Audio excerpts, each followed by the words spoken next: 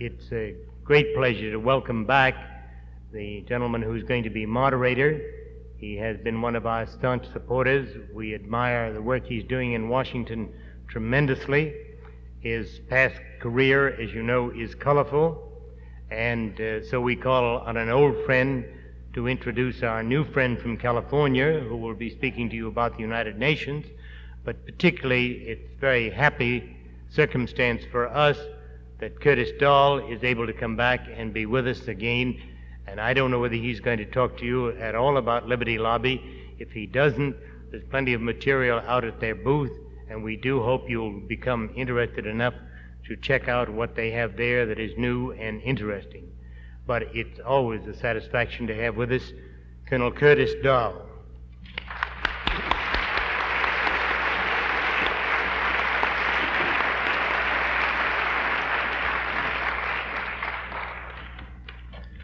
Good evening, ladies and gentlemen. It's mighty nice to be back here and see so many old friends at these fine rallies. And I send greetings to every person here from the staff of Liberty Lobby, and may we all meet here again next year to carry on this wonderful work. It is my honor and real pleasure to introduce the gentleman who will shortly address you here under the title of One Nation Under God, Not the UN, a gentleman who is outstanding in his field.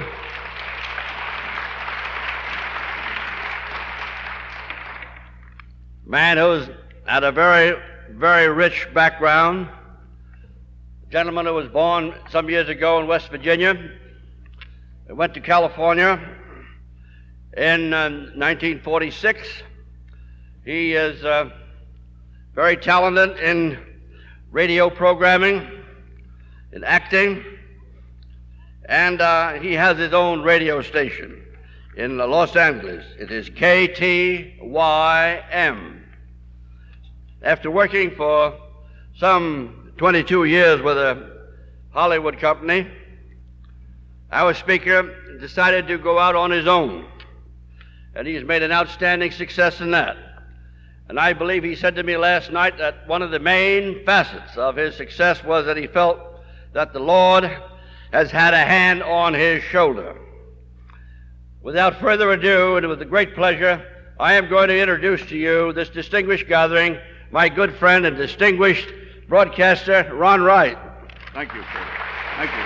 Thank you very much. Yes, sir. Thank you, Curtis Dall, Colonel Curtis Dall, and ladies and gentlemen here, friends.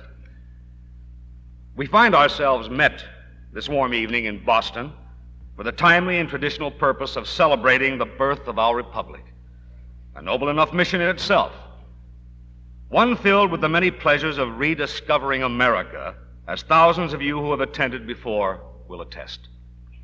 This is my first time at the New England Rally for God, Family, and Country. And I came with a great sense of expectancy, which has not been left unsatisfied thus far. But I will leave this rally sorely disappointed if I feel I haven't left you with something more than a feeling you've been celebrants at a birthday party. We are not isolated here in Boston, nor insulated by the occasion. We are rather of and within a great nation. We are not here for a timely 4th of July, but for the timelessness of Independence Day and all the days that can be held together within that original concept of independence. Each day linked to that past glory, day by day, one at a time, strung like lustrous pearls on the fragile strand of freedom. Only a few more twists, and the strand could snap, scattering our precious heritage at the feet of the world planners. Only a comparatively few in high places are doing the twisting. But the Americans here assembled, and I believe this in my bones, are more than enough in number to resurrect the Republic before it's too late. So this strikes me as the rarest of opportunities to state my case, which is that the Republic is on the crest of a crisis. And what we do now and in the immediate future will determine whether it lives or dies, and that there is no one but you and I, acting in God's will, who can save it. We can look nowhere but to ourselves. Our neighbors won't do it. It is not to people in government that we can look for the salvation of this nation. Tempting as that solution just naturally seems to a people long convinced, but wrongly so, that they are freely electing those who represent them. So merely leaving it to the men in government is not the answer. Incidentally, I'm not alone in that opinion. We have one congressman. Well, I could have ended that sentence there and become 90% right. But I was about to say we have one congressman so thoroughly dedicated to his job of acting always as a servant of the people, as he is bound to do by the Constitution, that he has for the past 7 years unceasingly and consistently attacked everything unconstitutional from the Federal Reserve to the United Nations. That man is the Honorable John Wright of Louisiana.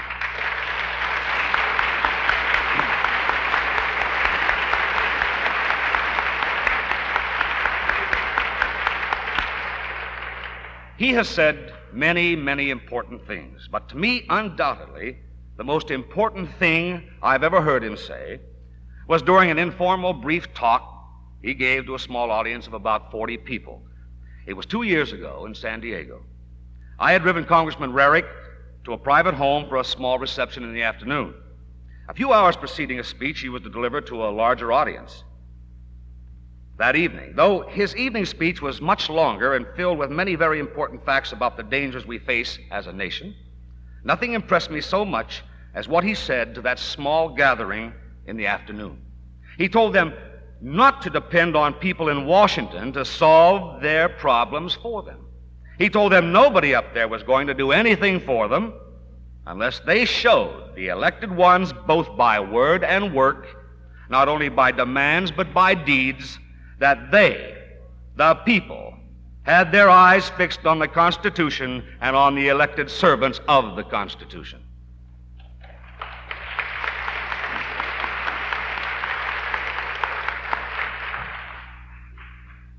That, dear Americans, is the thought I ask you to hold with you and use as a scale on which to weigh what must be your own just portion of that effort to resolve the problems presented to you not only during my talk tonight, but through all the presentations of the many fine speakers you'll be hearing in the days remaining.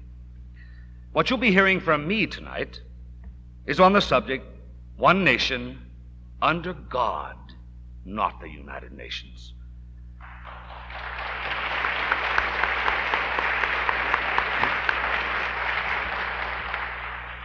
And I'd like you to know right from the start just what qualifications I have to discuss the subject of our nation, God and the United Nations. You heard when I was introduced that I am a broadcaster, the brain and brawn behind the voice of Radio Verite. Well, believe me, that is not a qualification, merely the result of qualifications. I can't decide whether it takes more brawn than brains to run a radio show, especially a so-called controversial one like mine. So that's not a qualification. Just because you heard it on the radio, or for that matter, over the tube or in print, it ain't necessarily so. The media at large mangles and manages news, as you know, but hold your tomatoes. I'm a minority media man. I'm on your side. I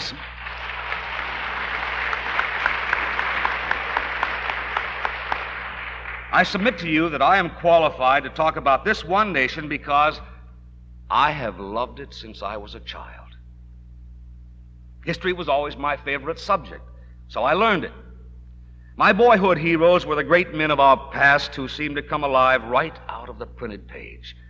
Men like Nathan Hale, Patrick Henry, Sam Adams, George Washington, Mad Anthony Wayne, Sergeant York, General Pershing, General Patton, Major Baum, General MacArthur, and so many others.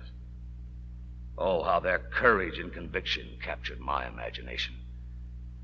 And that's how my love affair with our America began. The years went on, and I added to my list of heroes Senator Joe McCarthy,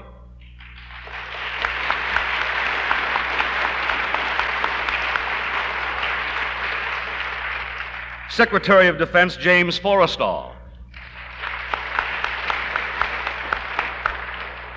H.L. Mencken, and then came Robert Welch,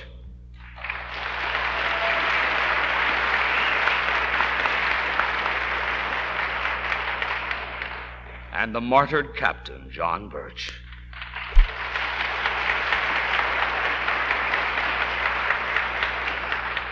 And that's when I really began to get qualified, because I joined the John Birch Society in 1964.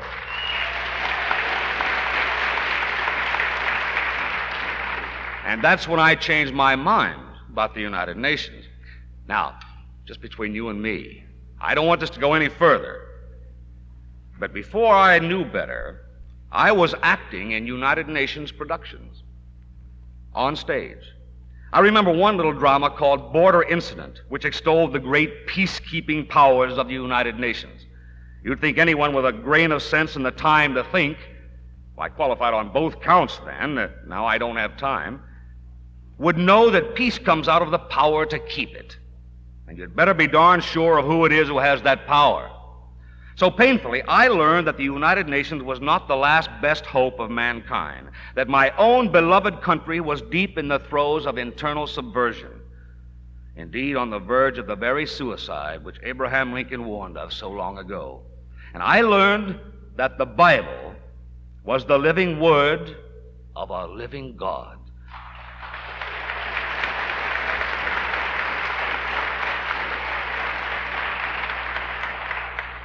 On April 6, 1969, I accepted Jesus Christ as my personal Savior and Lord. And you know, when you've spent years learning about the extent and awful scope of the power now held by those who would overthrow this republic, you must react in one of two ways. One, find yourself overwhelmed by the weight of such knowledge and abandon the fight.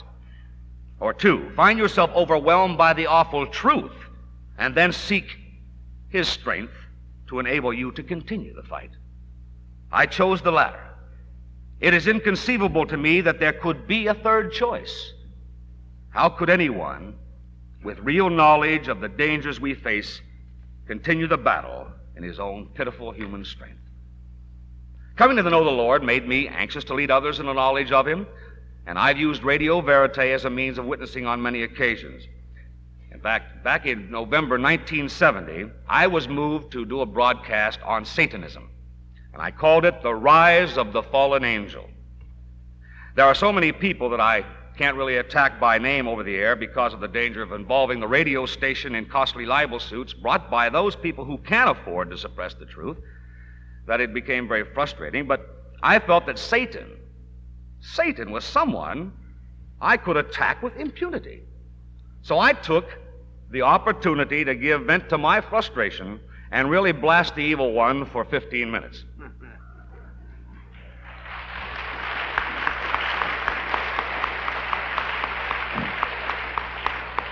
I took aim on as many aspects of Satanism as I could reasonably cover in that length of time, from the so-called peace symbol to the devil worship cults. I used 3 or 4 minutes to talk about a woman named Madame Helena Petrovna Blavatsky, who founded the Theosophical Society in 1875. I mentioned, among other things, that the Theosophist published a magazine called Lucifer, that Madame Blavatsky wrote a book called Manual for Revolution, and that she was a heroine to Sirhan.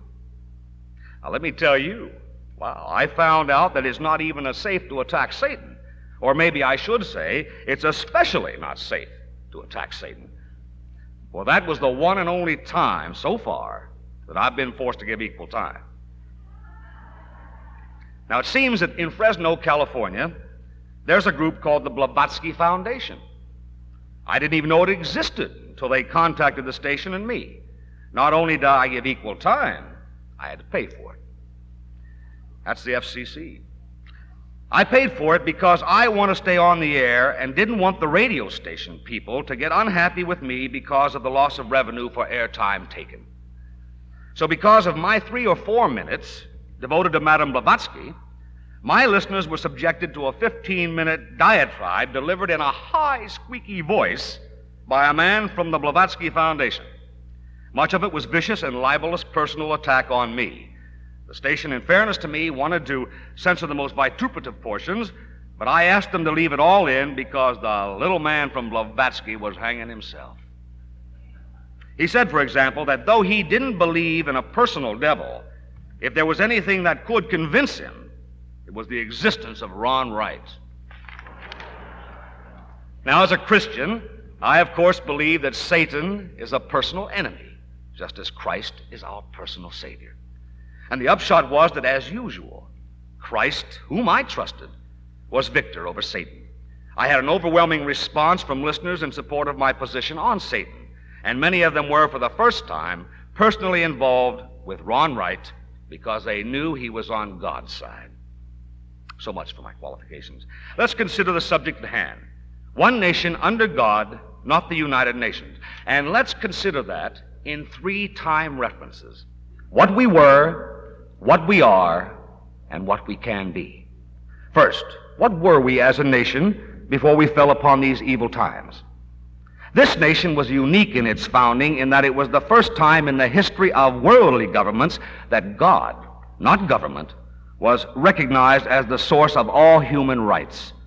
And government was bound down to the job of protecting our God-given rights and restricted to certain powers as specified in the Constitution. Now, if we could make our fellow Americans aware of that one vital fact, we'd be well on our way toward eliminating the now common tendency of looking to the central government and next to the United Nations as the caretaker and source of our rights. The tragic fact is that less than 0.3% of our citizens have any working knowledge of our Constitution. Yet, 0.3%. How far we have come in the cycle from freedom to bondage. Must it always be that only those who are personally acquainted with slavery will labor to gain and then to preserve liberty? And did those wise and brave men of 1776? One of my favorite radio preachers, Wilbur Nelson, of the Morning Chapel Hour, recently made the statement that, quote, "Our nation's greatness can be largely credited to men of courageous insight who looked with hope upon events that shocked others with despair," close quote. How profound and totally applicable to our condition today. George Washington was faced with the problem of starvation and near nakedness of troops that were expected to go to battle against England's well-fed redcoats. Though many of Washington's men were understandably neutralized out of the fight, he himself was able to provide the leadership necessary to keep a remnant of an army together long enough to gain final victory. Why? Because of his utter belief that only he and his men could provide realization of that ultimate hope of victory in spite of the odds. The difference today, is that though we face the same discouraging odds, those who would lead us with courage and hope are not to be found in the high places. Because we have allowed the unelected to take over and sell our sovereignty. Their allegiance is not one nation under God, but to one world under the United Nations. What was it that prevented our founding fathers from falling into the trap of looking humanistically manward to depend on their own wisdom, and turned them, fortunately for us, Godward? They stopped in the midst of much deliberation and disagreement to listen to God's voice. The 55 men who met in Philadelphia to write our Constitution were brilliant and patriotic, but they had many divergent political conceptions, and for almost 5 weeks they met daily and could make no progress. On the last morning of the 5th week, after some heated discussion, they were about to adjourn and abandon the project altogether when Benjamin Franklin arose and, addressing George Washington in the chair, said, quote, "Mr. President, the small progress we have made after 4 or 5 weeks' close attention and continual reasonings with each other, our different sentiments on almost every question, is apparently melancholy proof of the imperfection of human understanding. How has it happened, sir, that we have not hitherto once thought of humbly applying to the Father to illuminate our understandings? We have been assured in the sacred writings that except the Lord build the house, they labor in vain that build it. I therefore move that henceforth prayers imploring the assistance of heaven and its blessing on our deliberations be held in this assembly every morning before we proceed to business. Close quote. And so, with an outward sign of their inward faith, they began each day in prayer. And it was then that they started to make progress in the framing of that inspired document, the Constitution of the United States of America.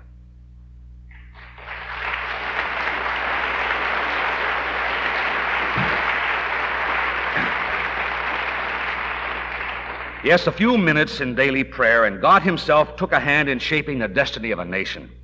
How different a course the men and women of the United Nations would plot for us. There is no prayer there, for the God of this nation is not allowed in. In the unavoidable leveling process that comes when a nation submits to being unequally yoked with other nations in an unholy amalgamation like the United Nations, the lowest common denominator is reached.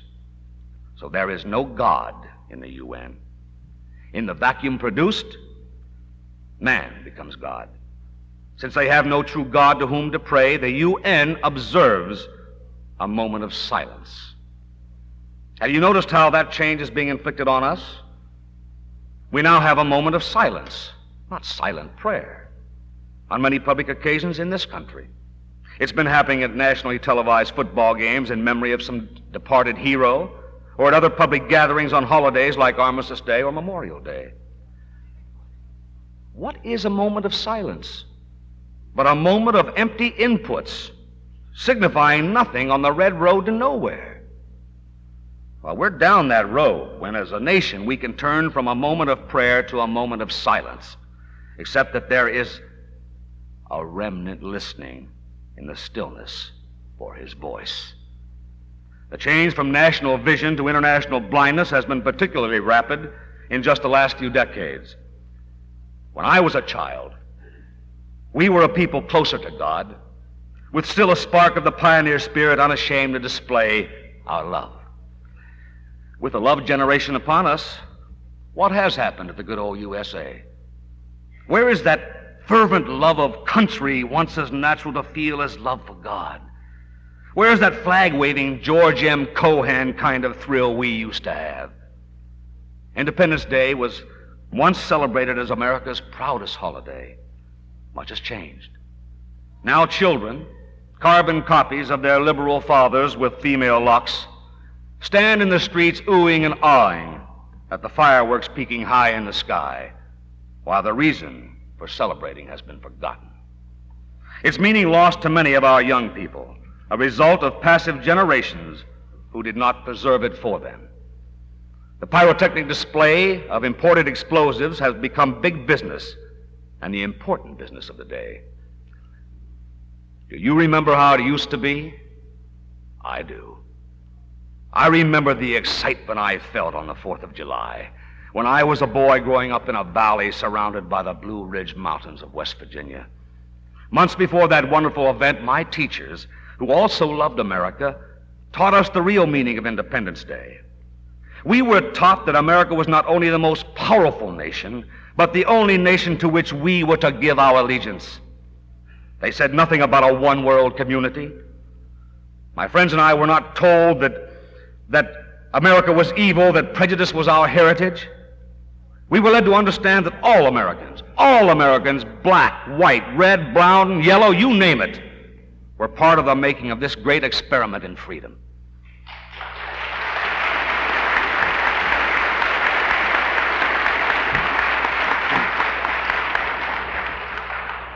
Today it is different.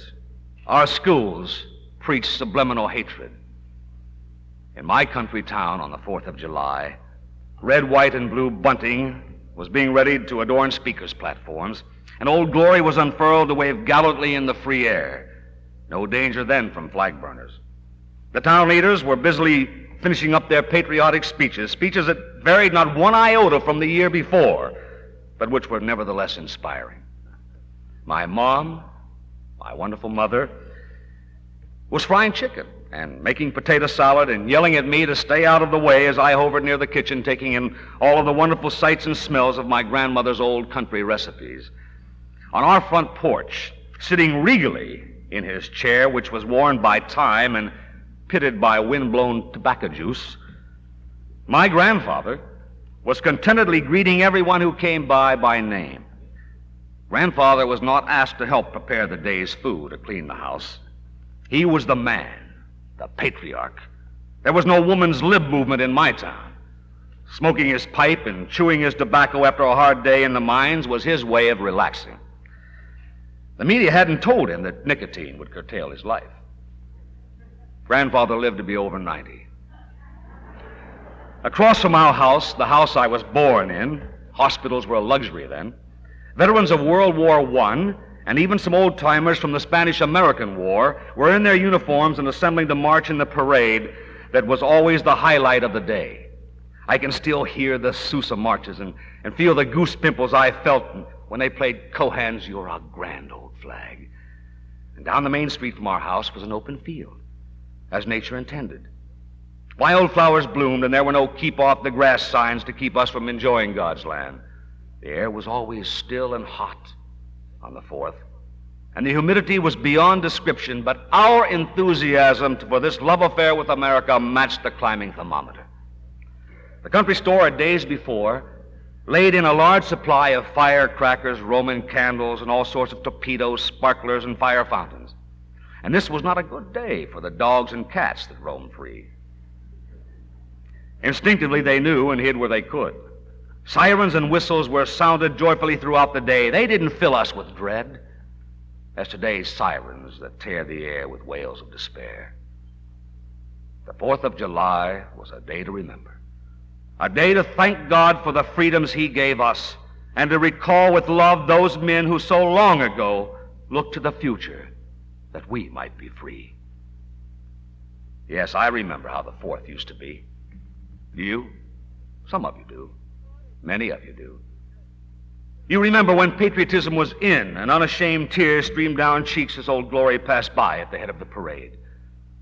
Many will remember, but too many have forgotten, as hedonistic conspirators attempt to make of the good old USA just another nation in a world body governed by a new Babylon Nebuchadnezzar. What has happened to the good old USA? Well, to start with, apathy, greed, and liberalism have happened to the good old USA. Unrestricted immigration, welfare, pornography, humanism, sex education, the 18-year-old vote, and near-total government have happened to the good old USA. United Nations no-win wars, hippies, yippies, Black Panthers, White Panthers, and professional students waving American flags desecrated by the atheistic communistic peace symbol have happened to the good old USA. Tax-free foundations, income taxes, mobocracy, ecology, taxonomy, sensitivity training, bombing, riots, the Council on Foreign Relations, and Fabian socialism have happened to the good old USA. Permissiveness, the Supreme Court, government schools, wars on poverty, legalized abortion, woman's lib, the PTA, and the TVA have happened to the good old USA. Democracy, autocracy, oligarchy, and demagoguery have happened to the good old USA. Communes, rock music, drugs, crime running rampant, abolition of the death penalty, apostate churches teaching the social gospel, and the international bankers have happened to the good old USA. The Atlantic Union Committee, the Genocide Convention, Senators Cranston, Tunney, Muskie, McGovern, Fulbright, Hatfield, Mansfield, Humphrey, Percy, Bye, Brooke, Kennedy.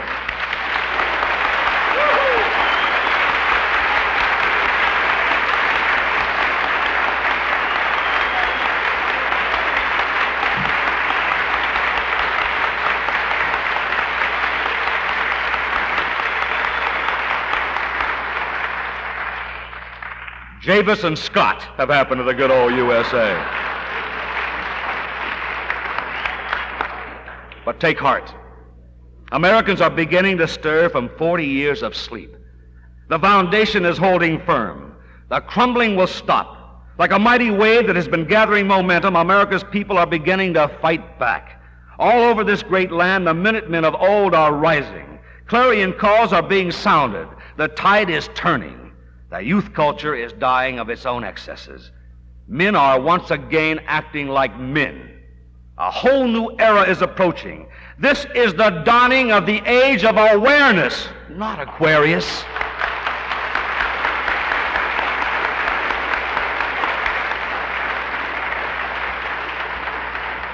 God is still on the throne, and the righteous shall triumph.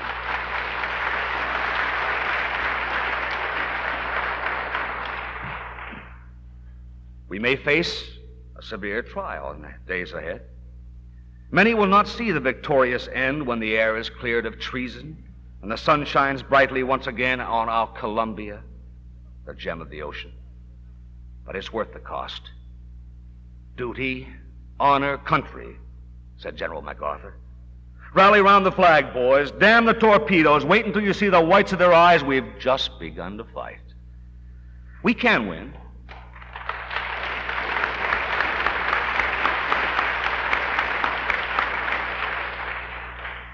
We can win, and we can do it by next July 4th. Now is not the time to quit. Let's not be neutralized by the seemingly endless string of campaigns lost to the socialists. They know that the closer they come to their goal of total control, the more vulnerable they become to exposure. The conspirators are treading ever thinner ice and must do so in the dark. We have light and truth on our side. As the showdown approaches, the odds keep getting better for us. If you haven't joined God's winning side, you'd better do it quickly. Don't fall for the media slurs aimed at patriotic anti-communist groups like the John Birch Society. Go first class. If you can find a better group, join it. But do something. If you want that good old USA back, you'll have to work at it. America as she used to be is fond history. What she will become depends on you. And where do we start in this monumental task which is ours? We start from right where we stand, in the middle of the most colossal mess this nation has ever been in, and we start now. The starting gun in this race for freedom was fired long ago, during the Wilson administration, in fact. And thank God for the few patriots who heard it then and prevented the League of Nations from becoming the seat of world government. Starting guns have been fired during every administration since, but still, only a relatively few have been running in the race. There are some who will never start because they're waiting for some starting official to tell them to line up in orderly fashion in a straight across line, one knee to the ground, as if this were a fair race. Well, actually, it's a mad race, like something out of Alice in Wonderland, directed by mad hatters who keep changing hats, the nutty queens of woman's libs who would topple women from their pedestals, the Jabberwocky birds who chirp in dialectese, Cheshire cats whose grins conceal forked tongues in both cheeks, but who, unlike Alice's cat, don't fade away soon enough. Such are the conditions of the race in which we must be prepared to run, barefoot over the jagged edges of what's left of our Constitution, over an obstacle course littered by the living bodies of those we elected who failed us, over high hurdles fashioned by 9 men in black robes, through sticky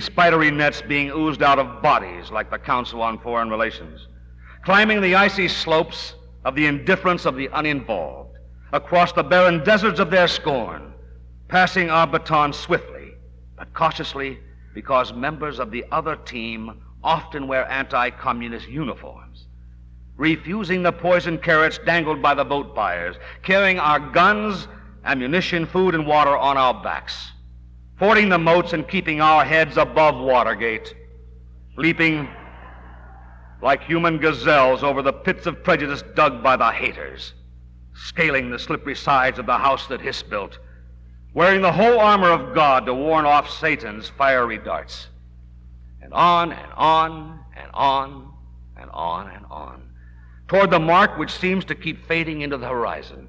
A mad race joined by the Olympically angry people who have had enough of the whip of their would-be masters. People who know that we have suffered a terrible loss and are seeking that which was lost. The people who are honest enough to face what we are. We are one nation, regimented, rationed, and regionalized. A people subsidized, computerized, and factionalized. Divisible because we are leaving the concept of being under God, abandoning the hope of glory for the hopelessness of one world under the godless United Nations. How dangerous is the UN, and how close are we to coming under its control? Well, I'm not going to go into a long litany of the UN's dismal history. Most of you are probably already informed on that sad subject. For those who aren't, or those who require a refresher course, there is available at this rally a wealth of material on the communistic origin and purposes of the United Nations. You can read about the 16 out of 17 Americans who helped found the UN, who were subsequently identified as communist, about the UN atrocities in Katanga, the tragedies of Hungary and China, the whole inglorious record. I won't burden you with overproof. Let's just take a selective look at some of the UN's advances on a few fronts. Among its more drastic aims are a world sales tax imposed, at first, at a comparatively low rate on luxury items, which of course means it would be paid by those who can afford luxury items. Who else but the beneficiaries of the free enterprise system? The very Americans who, with only one vote out of some 130 nations, already pay 30% of all dues assessed. Plus, and this is a very big plus, all sorts of hidden amounts, including buying almost all of the worthless bonds the United Nations issues to pay its debt to everyone but us, and paying for the enormous upkeep of the one building in the whole country that deserves to be victimized by urban renewal.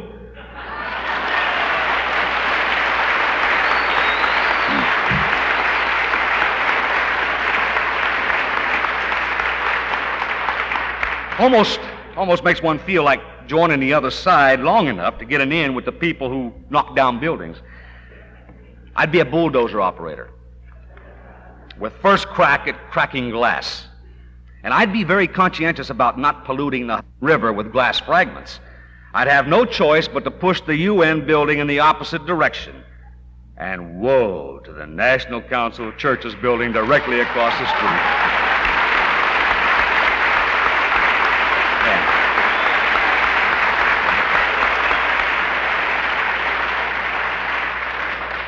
Yes, take a good look at the deductions from your paycheck or the taxes on your business and get mad enough to join the mad race. If forced philanthropy doesn't bother you, maybe it will disturb you to learn that while one slimy UN tentacle is reaching into your pocket, another is reaching into the nursery. Are you listening, Mom and Dad? Grandparents, you newlyweds who hope to have children of your own? They want to make your children citizens of the world, who will pay allegiance to the world state, not to parents, country, or God. Absurd, you say? About as absurd as the childish fantasy that Santa Claus can't get into the house if you forget to leave the chimney flue open. You can't keep world government out of your house by locking the doors at night before you tuck the little ones into bed, even with a "now I lay me down to sleep" and a "God bless Mommy and Daddy," unless you do the Lord's work as you pray for His blessing and protection. Certainly one of the most important aspects of that work is the preservation of the family as God ordained. Know your enemy. The UN underworld has plans for your children. And during the past 12 years, the U.S. Office of Education and the Department of Health, Education, and Welfare have been implementing every major proposal of the 1960 UNESCO treaty, which would deliver the entire U.S. educational system into international control. The most frightening developments in the field of education recently are the proposed federal daycare centers and the monstrosity known as PPBS. Let's take those two bitter pills one at a time, and then make sure to regurgitate them, which it's easy because they are truly sickening. Both are steps on the road toward federal child control, leading toward control by an agency of the United Nations. I've done two broadcasts dealing entirely with the proposed federal child care plan. One was entitled Federal Children, another, Big Brother Wants Little Brother. Though President Nixon vetoed the Comprehensive Child Development Act, I believe it was just one of those small steps backward which it was expedient to take because the timing wasn't right. The American people haven't yet been sufficiently conditioned to accept kidnapping as anything but a capital crime. Too many patriots made it their business to expose the true intent of the bill, and that's how we win when we do. The president, displaying his agility to slip easily from left to right, and knowing from which side to butter his brood, vetoed the bill. Unless you understand dialectics, that seems like a strange move, for you may recall that President Nixon, addressing Congress in 1969, recommended that the government become involved in developing children during the first 5 years of life. That's from infancy to kindergarten. Shocking, but as usual, not original. The idea of the states assuming responsibility for children was argued in Plato's time, implemented in Hitler's youth movement, and practiced in whole or part in every socialist state before and since. The Washington version of child control included instructions to the Secretary of Hugh to program a 24-hour day for your little ones, and a battery of trained professionals utilizing therapy and even drugs to overcome emotional barriers. Though we're talking about a bill that was vetoed, we are not beating a dead horse, just a hobbled one that could be turned loose on us again. The next time the merry-go-round turns, you'll see a mechanical horse, computerized by PPBS. PPBS is a subject which, to be covered in depth, would require an hour at the very least. And since I'm going to take just a few minutes here, I'll only be skimming the surface. PPBS stands for Planning, Programming, and Budgeting System. Often disguised as an accounting system to bring about fiscal responsibility, it is, in fact, just what the name implies. A total system of planning, programming, and budgeting. The planning to be done by the people who will program the computers at the expense of your budget and your future. The system could be used not only to cycle and recycle children and teachers until they conform to the predetermined input, but in every aspect of life, from business to science to government, including the military, to developing, managing, and evaluating social programs. Shades of science fiction. A world run by computers, or rather by the men who program that to control the rest of mankind. If that sounds too far out for you, remember that it wasn't very long ago that Flash Gordon's travels to the moon were science fiction. Here's where, as my good friend Gary Allen says, the plot sickens.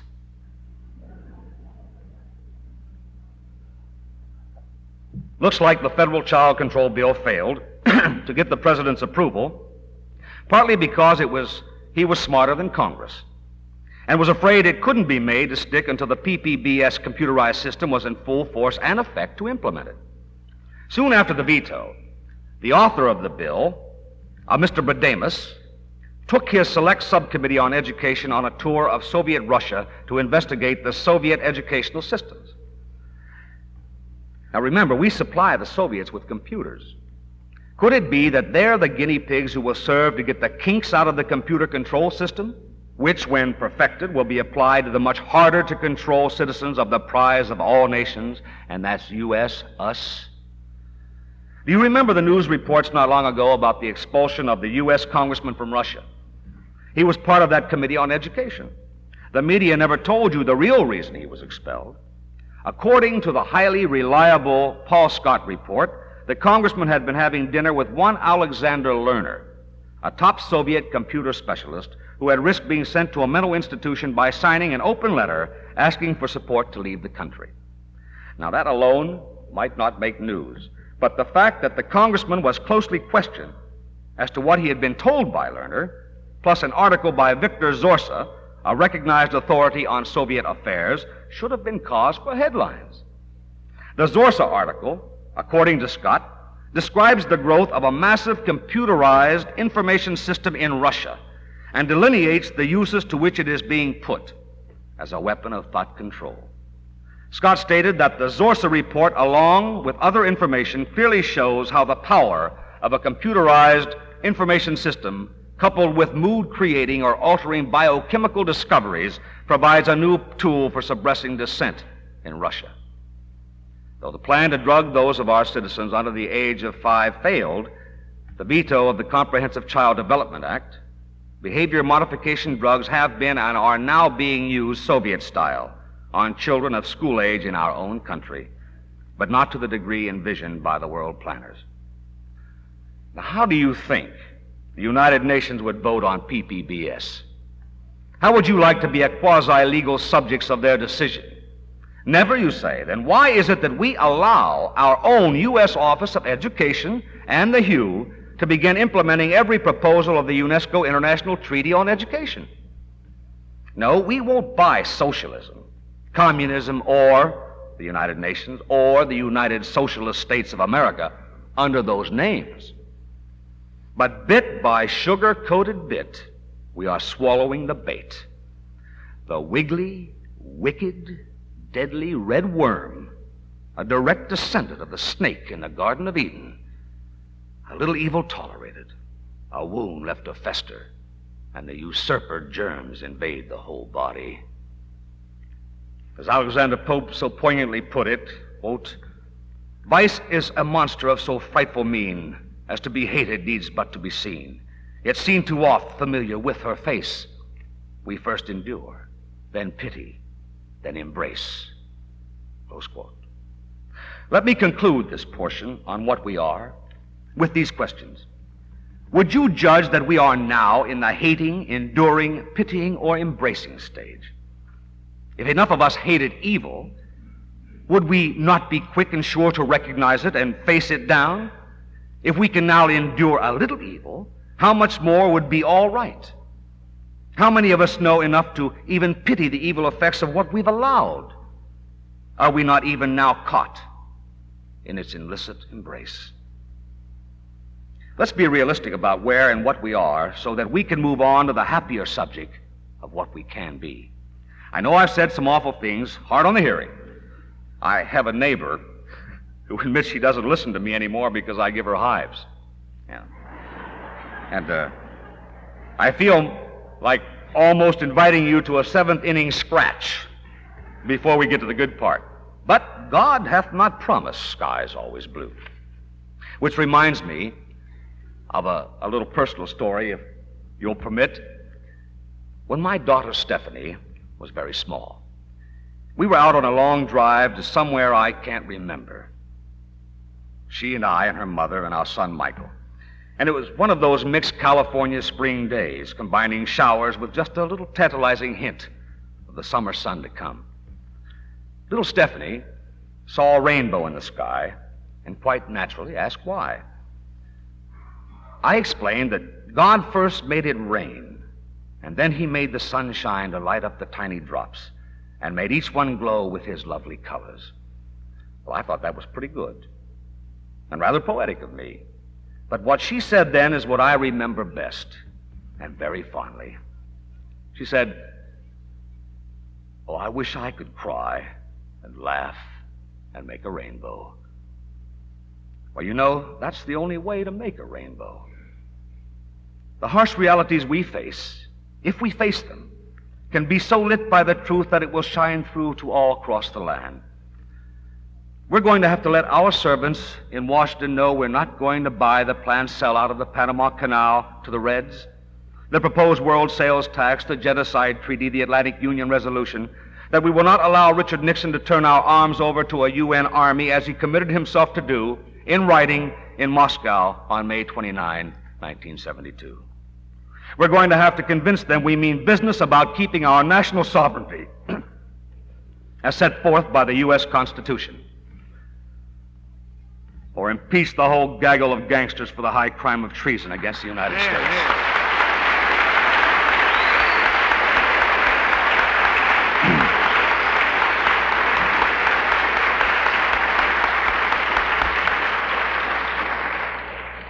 God help us to go on, and I pray he will. The Lord is my shepherd. In a time when I can see no hope in looking to the new men and the men who lead our nation, I am grateful that the Lord leads. I shall not want. I shall not want, for his unchanging principles are ever before me. He maketh me to lie down in green pastures, the beautiful fields and farms of my country that have long satisfied hunger, both physical and spiritual. He leadeth me beside the still waters. Yes, the Lord knows his sheep. They will drink only from the still assured waters of the true peace that only free men know. He restoreth my soul. Would that he could restore the soul of the America that dared to be free against all odds. He leadeth me in the paths of righteousness for his name's sake. Only our walk on those high paths has preserved us a nation. Yea, though I walk through the valley of the shadow of death, the death of a nation walking in the shadow of old oppressions once cast off, I will fear no evil, for thou art with me. One nation under God. Thy rod and thy staff, they comfort thee. The shepherd's rod of chastisement marks out the narrow path for his sheep, and the crook of his staff encircles and redeems each of his creatures who flounders toward the precipice. Thou preparest a table before me in the presence of mine enemies. Oh, how they rise up on all sides. But the Lord shall provide. Thou anointest my head with oil, whether for sacrifice or splendor. Thy will be done. My cup runneth over. Only unrestrained, uncontainable good is thine ultimate will. Surely goodness and mercy shall follow me all the days of my life, this life, which is but a testing place. And I will dwell in the house of the Lord forever, where the Lord shall reign in love over the children of his house in the heavenly kingdom that is not of this world. But now the world is too much with us. The New World Order, advocated by Richard Nixon and his bosses, is about to be imposed upon us unless we stop it. The United Nations is a house of glass which seeks to reproduce itself millions of times over, providing a house of glass for each of us. And therein we would be exposed to the all-seeing eye of the mother house, the parasite we host on our shores. Oh, yes, we can return to being one nation under God, not the United Nations, once we have seen to it that the red glass house on the Hudson has been vacated. Let's get out of the United Nations and the UN out of the U.S.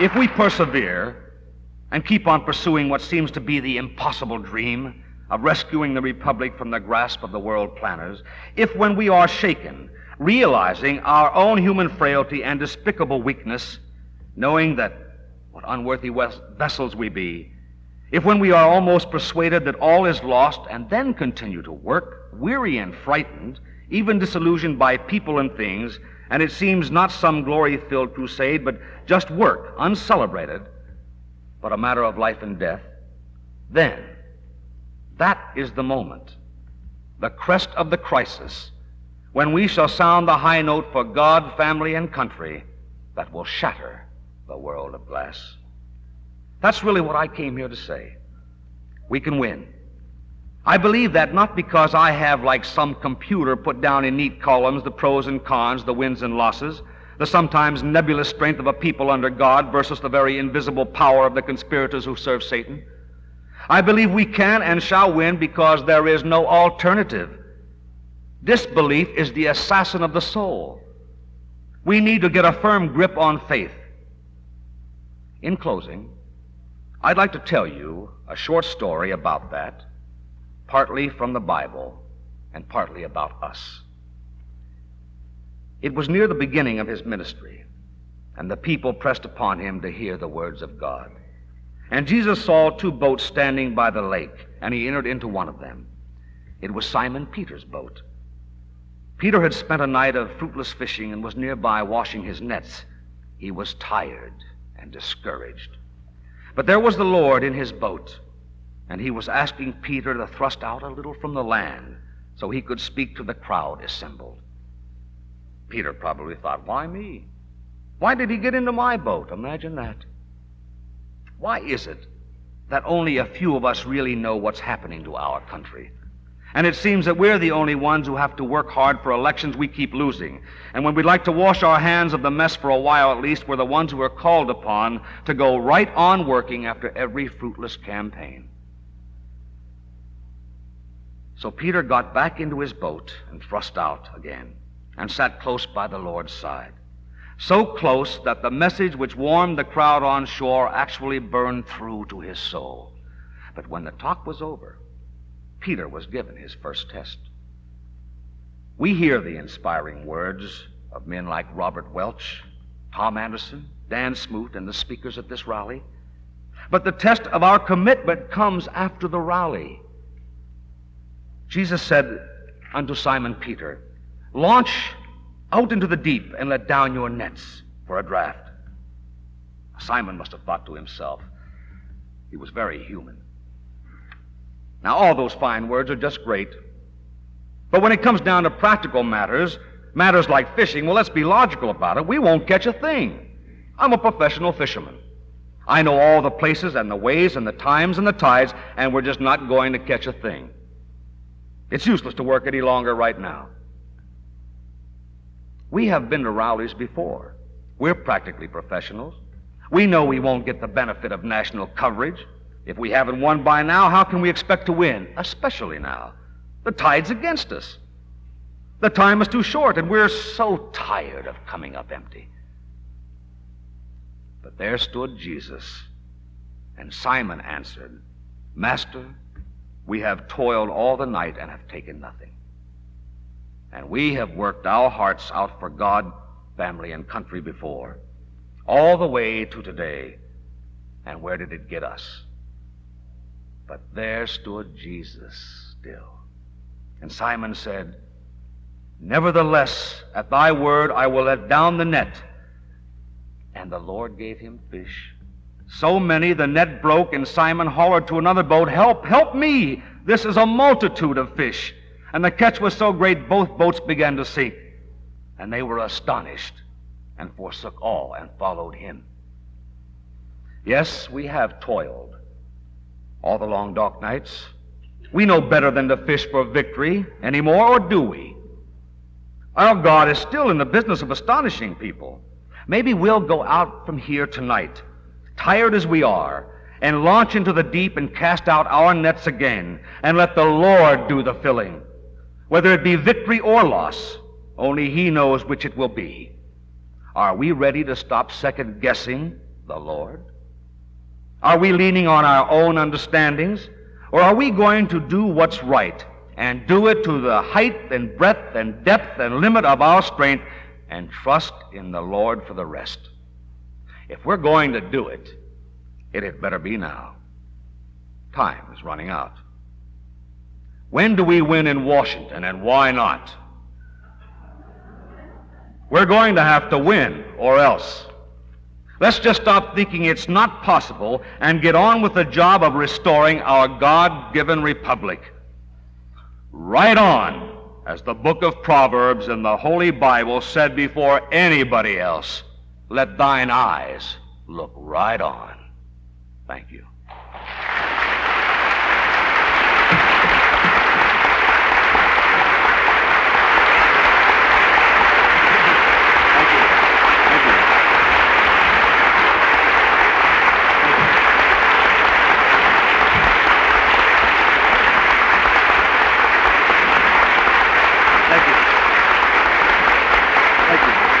Thank you.